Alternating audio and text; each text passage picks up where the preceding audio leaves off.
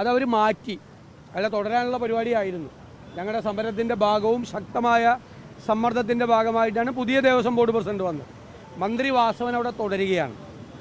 എന്താണ് കോടതി പറഞ്ഞിരിക്കുന്നത്? കോടതി ഞെട്ടിക്കുന്ന വിവരങ്ങളാണ് നവംബർ 5 കോടതി വിധിയിൽ പറഞ്ഞിരിക്കുന്നത്. കാരണം 2024, അതായത് 2019 ഒരു കൊള്ള നടന്നു.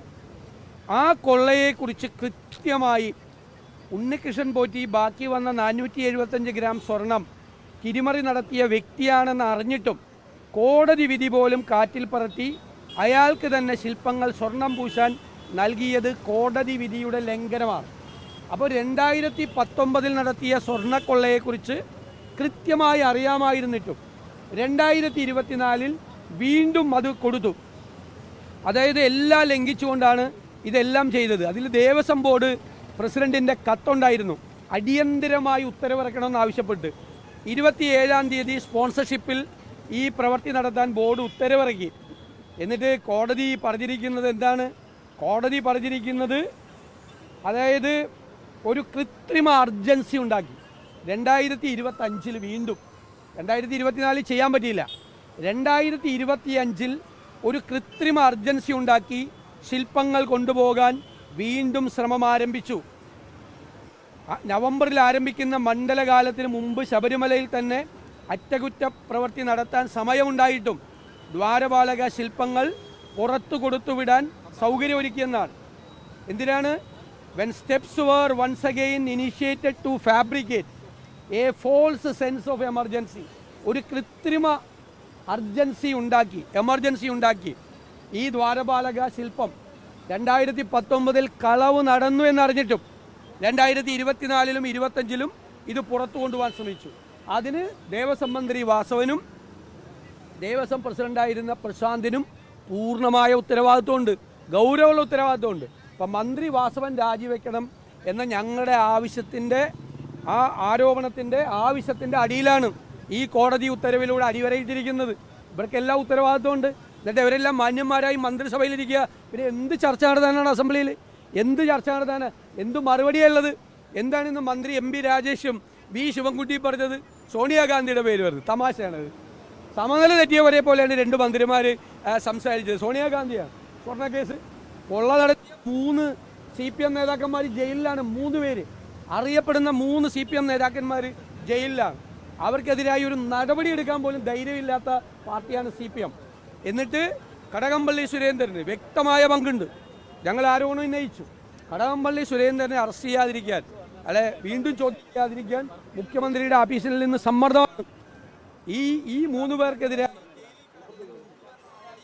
നടപടി എടുക്കാതിരിക്കാൻ കാരണം എന്തുകൊണ്ടാണ് നടപടി എടുക്കാത്തത്? അവർ കൂടുതൽ നേതാക്കന്മാരുടെ പേരുകൾ വെളിപ്പെടുത്തുമെന്നുള്ള ഭയമാണ്. ആ ഭയം കൊണ്ടാണ് ഇവർക്കെതിരെ നടപടിയെടുക്കാത്തത്. സ്വർണ്ണക്കൊള്ള CPM നേതൃത്വം അറിഞ്ഞിട്ടുണ്ട്. ആ നേതൃത്വം അറിഞ്ഞിട്ടും വീണ്ടും ഒന്നുകൂടി കൊള്ള നടത്തിയാൻ 24-ലും 25-ലും നടത്തിയ ശ്രമമാണ്. അതുകൊണ്ടാണ് മന്ത്രി വാസവൻ രാജിവെക്കണം. ഇനിയും ഇതിൽ ഉത്തരവാദികളായ ആളുകൾ ക്യൂ നിൽക്കുകയാണ്. ചർച്ച എന്നല്ല ആവശ്യം, ഒരു ചർച്ചയുടെ ആവശ്യമില്ല. ഇത് മുഴുവൻ ചർച്ച ചെയ്തതാണ്. നിയമസഭയിലും ചർച്ച ചെയ്താണ്, പുറത്തും ചർച്ച ചെയ്തതാണ്. അതുകൊണ്ട് ഞങ്ങൾ സഭാ നടപടികൾ സ്തംഭിപ്പിച്ച് സമരം ചെയ്തു. സഭാ നടപടികൾ സ്തംഭിപ്പിച്ച് സമരം ചെയ്യുന്ന ആദ്യമായിട്ടാണോ? ആ സ്പീക്കർ അവിടെ ഇരുന്ന് പറഞ്ഞു ചരിത്രത്തിൽ ആദ്യമാണെന്ന്. അദ്ദേഹത്തോട് ഞാൻ വിനയപൂർവ്വം പറയുന്നു, അവിടുത്തെ പഴയ ഹിസ്റ്ററിയൊക്കെ ഒന്ന് എടുത്ത് നോക്ക്. അല്ലെങ്കിൽ ആ നിയമസഭാ സെക്രട്ടേറിയറ്റിൽ അദ്ദേഹത്തിൻ്റെ സ്റ്റാഫിനോട് ഒന്ന് ചോദിക്കുക, ഇതാദ്യമായിട്ടാണോ എന്ന് ചോദിക്കുക. സ്പീക്കർ തെറ്റ് പറയാൻ പാടില്ലല്ലോ. കസേരയിലിരുന്നുകൊണ്ട് അദ്ദേഹം തെറ്റാണ് പറഞ്ഞത്. തെറ്റാണ്, ഇത് ചരിത്രത്തിൽ ആദ്യമാണെന്ന് പറഞ്ഞത്. ഈ നിയമസഭ തല്ലിപ്പൊളിച്ചത് നോട്ടീസ് കൊടുത്തിട്ടാണോ? ഇന്ന് അവിടെ നിന്ന് ഉറക്കം സംസാരിക്കണ്ടായല്ലോ മന്ത്രി വി ശിവൻകുട്ടി. ഇയാൾ മുണ്ട് മടക്കി കുത്തി ഡെസ്കിൻ്റെ മീതെ കയറി ഇതെല്ലാം തല്ലിപ്പൊളിച്ചത് നോട്ടീസ് കൊടുത്തിട്ടാണോ തല്ലിപ്പൊളിച്ചത്? ഞങ്ങളൊരു അതിക്രമവും കാണിച്ചിട്ടില്ലല്ലോ നിയമസഭയിൽ ഇതുവരെ. ഈ 5 കൊല്ലം ഒരു അതിക്രമവും കാണിച്ചിട്ടില്ലല്ലോ. ഞങ്ങൾ ആ ഇതിൽ പോലും കയറിയിട്ടില്ല. ഇന്നിപ്പോൾ ഭരണപക്ഷമാണ് വന്ന് അവരുടെ മന്ത്രിമാരുടെ പ്രസംഗവും അവരുടെ നന്ദി പ്രമേയ ചർച്ചയും തടസ്സപ്പെടുത്തിയത്. അവരാണ് വന്ന് ബഹളം ഉണ്ടാക്കിയത്. അവരും വന്ന് ബഹളം ഉണ്ടാക്കുമായിരുന്നു. ആദ്യമായിട്ടാണ് അവരും വന്ന് ബഹളം ഉണ്ടാക്കുകയാണ്. മനസ്സിലായ? പിന്നെ അവർ വന്ന് ബഹളം ഉണ്ടാക്കിയതും അവരാദ്യമായിട്ട് ഇപ്പോൾ പുറത്തേക്ക് വന്ന് പ്രതിപക്ഷം വന്നതുപോലെ വന്ന് നിങ്ങളെ കണ്ടതൊക്കെ നല്ല കാര്യമാണ്. കാരണം ഇനി വരാൻ പോകുന്ന 5 കൊല്ലത്തേക്കുള്ള ഒരു റിഹേഴ്സലാണ് ഭരണകക്ഷി നടത്തിയത്. അവർ പ്രതിപക്ഷത്താവുമ്പോൾ ചെയ്യേണ്ട രീതി ഒരു റിഹേഴ്സൽ നടത്തിയതായിട്ടാണ് ഞങ്ങൾക്ക് ഇന്ന് തോന്നിയത്. മുദ്രാവാക്യം അവിടെ വന്ന് വെല്ലിൻ്റെ അടുത്ത് വന്ന് മുദ്രാവാക്യം വിളിച്ചതും പുറത്തേക്ക് ഇറങ്ങി വന്ന് മാധ്യമങ്ങളെ കണ്ടതും സാധാരണ പ്രതിപക്ഷം ചെയ്യേണ്ട ഒരു രീതി ഇപ്പോഴേ ഒരു റിഹേഴ്സൽ നടത്തിയതായിട്ടാണ് ഞങ്ങളെല്ലാവരും വിലയിരുത്തിയിരിക്കുന്നത്. അതുകൊണ്ട് കുഴപ്പമൊന്നുമില്ല.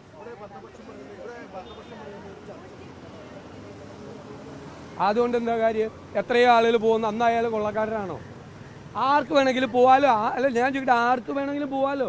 അന്ന് അയാൾ ഇങ്ങനത്തെ ഒരു കേസിൽ പെട്ടിട്ടുള്ള ആളല്ലല്ലോ. ആർക്കെങ്കിലും അറിയോ? അല്ല, ഞാൻ ചോദിക്കട്ടെ, അല്ലല്ല, മുഖ്യമന്ത്രിയുടെ കൂടെ നിന്നിട്ടുണ്ടല്ലോ അയാൾ. ഞങ്ങൾ മുഖ്യമന്ത്രിയെ പ്രതിയാക്കണമെന്ന് ഞങ്ങൾ ആവശ്യപ്പെട്ടോ? മുഖ്യമന്ത്രിയെ പ്രതിയാക്കണമെന്ന് ഞങ്ങൾ ആവശ്യപ്പെട്ടോ? കടകംപള്ളി കൂടെ നിന്ന് ഫോട്ടോ എടുത്തതിൻ്റെ അല്ല പറഞ്ഞത്. കൂടെ നിന്ന് ഫോട്ടോ എടുത്തവരെയൊക്കെ ഒരാൾ ഒരു കേസിലൊരു കൊള്ളക്കേസിൽ പ്രതിയായാൽ അയാളുടെ കൂടെ അയാളുടെ ജീവിതകാലത്ത് ഫോട്ടോ എടുത്തവരെയൊക്കെ പ്രതിയാക്കണമെന്ന് പറയാൻ ഞങ്ങൾ മണ്ടത്തരമൊന്നും പറയില്ല. അങ്ങനെയെങ്കിൽ ഞങ്ങൾ മുഖ്യമന്ത്രിയെ പ്രതിയാക്കണമെന്ന് പറയില്ലേ? മുഖ്യമന്ത്രി അയാളുടെ കൂടെ നിൽക്കുന്ന പടം ഉണ്ടല്ലോ, ഞങ്ങൾ പറഞ്ഞില്ലല്ലോ. എന്തുകൊണ്ടാണ് പറയാത്തത്? അത് ഞങ്ങൾ വിചാരിക്കുന്നില്ല മുഖ്യമന്ത്രി അതിൽ പങ്കാളിയാണെന്ന്. മുഖ്യമന്ത്രി പങ്കാളിയായത് എപ്പോഴാണ്? ഇവരെയൊക്കെ സംരക്ഷിക്കുമ്പോഴാണ്. അതാണ് ഞങ്ങൾക്ക് മുഖ്യമന്ത്രിയോടുള്ള പ്രശ്നം. മനസ്സിലായില്ലേ? അല്ലാതെ അവരൊക്കെ സ്വർണ്ണക്കൊള്ളയിൽ മുഖ്യമന്ത്രി പങ്കാളിയാണ് എന്ന് ഞങ്ങൾ പറഞ്ഞില്ലല്ലോ.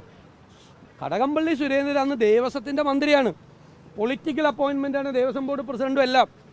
കടകംപള്ളി സുരേന്ദ്രനോട് ദേവസ്വം മന്ത്രിയോട് ആലോചിക്കാതെ ദേവസ്വം ബോർഡ് ഒരു തീരുമാനം എടുക്കില്ല. ശബരിമലയിൽ നടക്കുന്ന കാര്യങ്ങൾ ദേവസ്വം മന്ത്രി അറിഞ്ഞിരിക്കും. അപ്പോൾ ദേവസ്വം മന്ത്രിയാണ് ഉണ്ണികൃഷ്ണൻ പോറ്റി അങ്ങോട്ട് അയച്ചിരിക്കുന്നത്. അത് ഈ SITയിൽ തന്നെ കൃത്യമായ തെളിവുകൾ അവരുടെ കയ്യിൽ കിട്ടിയിട്ടുണ്ട്. ഞങ്ങൾക്കറിയാം. ഞങ്ങളിപ്പോൾ എനിക്കെതിരെ കേസ് കൊടുത്തിട്ടുണ്ട്. കോടതി പറയുമ്പോൾ ഞാൻ ആ തെളിവുകൾ ഹാജരാക്കാം. കടകംപള്ളി സുരേന്ദ്രനും ഉണ്ണികൃഷ്ണൻ പോറ്റിയുമായിട്ട് ബന്ധമുള്ള എന്നുള്ളൊരു തെളിവുകളുണ്ട്. SITയുടെ കയ്യിൽ തെളിവുണ്ട്.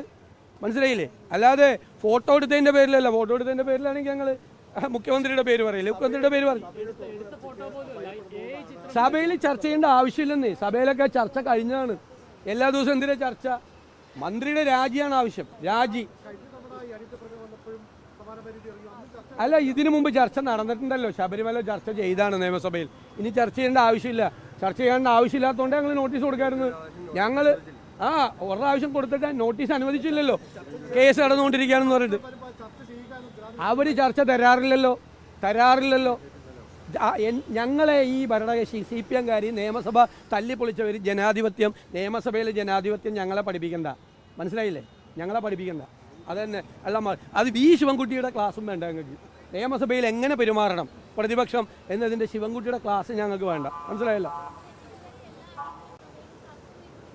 അതുകൊണ്ട് എന്തിനാ ഇല്ലല്ലോ ചർച്ച ചെയ്തിട്ടില്ലല്ലോ. തിരുവഞ്ചൂർ രാധാകൃഷ്ണൻ ഈ വിഷയം കൊണ്ടുവന്നപ്പോൾ അനുമതി നിഷേധിച്ചല്ലോ. നിങ്ങളെന്താ അത് ചോദിക്കായിരുന്നത് അവരോട്? തിരുവഞ്ചൂർ രാധാകൃഷ്ണൻ ഈ വിഷയം കൊണ്ടുവന്നപ്പോൾ അനുമതി നിഷേധിച്ചല്ലോ. എന്തിനാ അനുമതി നിഷേധിച്ചത്? അത് പേടിച്ചിട്ടായിരുന്ന? അതൊന്നും പറയല്ലേ അവർ. അല്ല, അദ്ദേഹം അത് പറഞ്ഞോട്ടെ. പക്ഷെ തെളിവുകളുണ്ടല്ലോ. കംപ്ലീറ്റ് ആയല്ലോ. അല്ല, ഇനി വേണ്ടല്ലോ അല്ലേ? ഇനി വേണം. അല്ല, ഇത് ചർച്ച ചെയ്ത് ഡൈല്യൂട്ട് ചെയ്യാം എന്നൊരാഗ്രഹം അവർക്ക് കാണും. ഞങ്ങളെന്താ അതിന് നിന്ന് കൊടുത്തിട്ടില്ല. കേരളം മുഴുവൻ ചർച്ച ചെയ്യുന്ന വിഷയമാണ്. ലോകം മുഴുവൻ ചർച്ച ചെയ്യുന്ന വിഷയമാണ്. പകൽ പോലെ വ്യക്തമാണ്. അതിൽ ചർച്ചക്കൊന്നും യാതൊരു പ്രസക്തിയില്ല.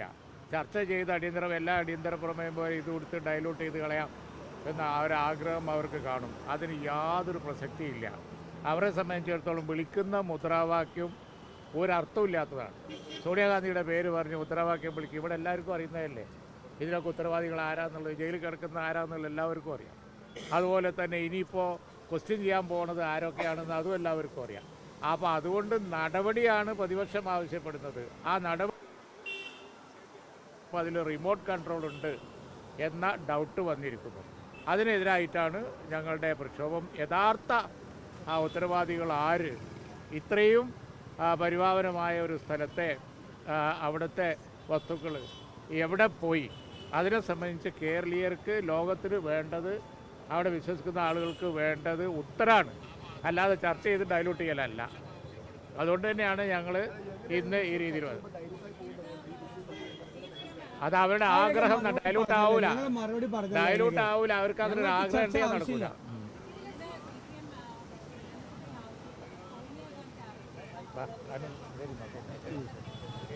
അതൊക്കെ എന്ത് വിഡ്ഢിത്തവും വിളിച്ചു പറയുന്ന മന്ത്രിമാർ, ഒരു നിലവാരമില്ലാത്ത മന്ത്രിമാർ ഈ മന്ത്രിസഭയിൽ ഉണ്ടെന്നുള്ളതിൻ്റെ ഏറ്റവും വലിയ ഉദാഹരണമാണ് ആ പറഞ്ഞത്.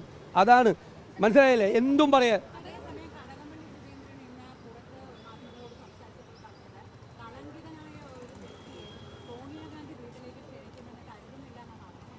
പറഞ്ഞല്ല, അതാ എല്ലാവർക്കും അറിയാമല്ലോ.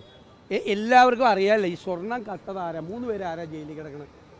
അത് കോടതിയുടെ മുൻപാകെ വന്ന തെളിവുകൾ പരിശോധിച്ചിട്ടാണ് കോടതി. അവർക്ക് ജാമ്യം പോലും കൊടുക്കുന്നില്ല. ജാമ്യം കൊടുക്കാൻ പോകുമ്പോൾ കോടതി രൂക്ഷമായിട്ട് വിമർശിക്കുകയാണ്. വീണ്ടും ഒരുപാട് ആളുകൾ പുറത്തു നിൽക്കണമെന്ന കോടതി ജാമ്യാപേക്ഷയുമായിട്ട് ചെന്നപ്പോൾ കോടതി പറഞ്ഞെന്താ? കോടതിയെക്കുറിച്ചാണല്ലോ പറയുന്നത്. ജാമ്യാപേക്ഷയുമായിട്ട് ചെന്നപ്പോൾ ഇനി ആളുകൾ പുറത്തു നിൽക്കുമെന്നാണ് ഇതിൽ ഉത്തരവാദികളായാൽ. കാരണം കോടതിയുടെ മുൻപാകെ വന്ന തെളിവുകൾ വെച്ചുകൊണ്ടാണ് കോടതി സംസാരിക്കുന്നത്. മനസ്സിലായ? ഞങ്ങൾ ഡിമാൻഡ് ചെയ്യുന്നത് മന്ത്രി വാസവൻ്റെ രാജിയും SITയുടെ മീതെ മുഖ്യമന്ത്രിയുടെ ഓഫീസ് നടത്തുന്ന അനാവശ്യമായ സമ്മർദ്ദം അവസാനിപ്പിക്കണമെന്നാണ്. പിന്നെ ഈ സഭയിൽ സമരമാണ് ഞങ്ങൾ ചെയ്യുന്നത്. അപ്പോൾ ചർച്ചയ്ക്ക് പ്രസക്തിയില്ല, സമരമാണ്. ഞങ്ങൾ പറഞ്ഞല്ലോ, ഞാൻ എഴുന്നേറ്റ് എന്ന് പറഞ്ഞല്ല, സമരത്തിലാണ് ഞങ്ങൾ പ്രക്ഷോഭണത്തിലാണ്. സഭയ്ക്ക് അകത്തും പുറത്തും ഞങ്ങൾ പ്രക്ഷോഭണത്തിലാണ്, സമരത്തിൻ്റെ ഭാഗമാണ്. പിന്നെ എന്താ ചെയ്യാറ്?